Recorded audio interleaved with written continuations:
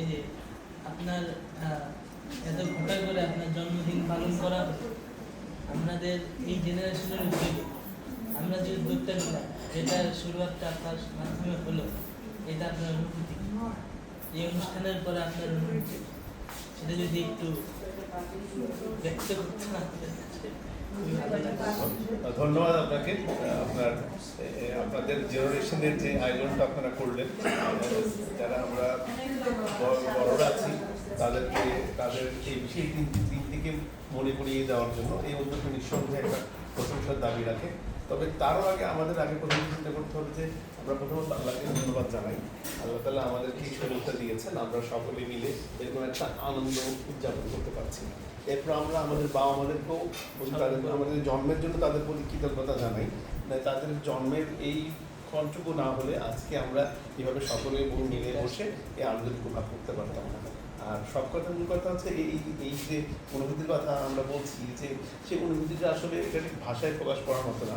এটা এমন একটা আনন্দর বিস্ফোরণ যেটা মনের মধ্যে থাকে, যেটা কিন্তু আমরা সবাই চিন্তাই করি যে সবাই এমন করে যদি করতো কতই না ভালো হতো, কতই না মজা হতো। হয়তো আমাদের নানা রকম ব্যস্ততার কারণে, আমাদের কাজের ব্যস্ততার কারণে আমরা কিন্তু ওভাবে সবাই একসাথে বসতে পারি না।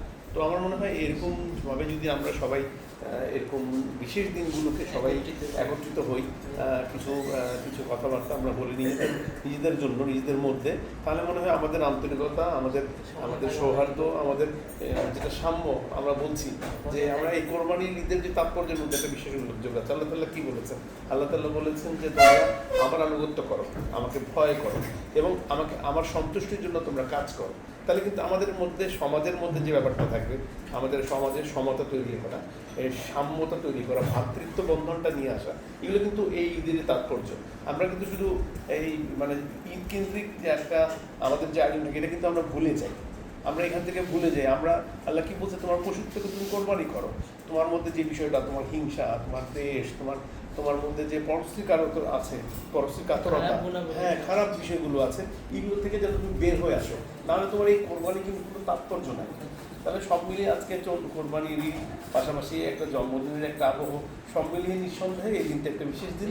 আমি আমাদের এই জেনারেশনের, আমার জেনারেশন জেড যেটা বলছি, জেনারেশন জেডকে ধন্যবাদ জানাই, তাদেরকে সাধুবাদ জানাই এবং আমি মনে করি তারা এই ধরনের কর্মসূচি নিলে আমি তাদের সাথে থাকবো। আমি যেখানে থাকি না কেমন, আমার যত ব্যস্ত থাকি না কেন, আমি ছুটে আসবো ইনশাল্লাহ। সবাই মিলে আমরা সেই ব্যক্তির দিনটাকে আমরা বিশেষভাবে উদযাপন করবো। ধন্যবাদ সকলকে।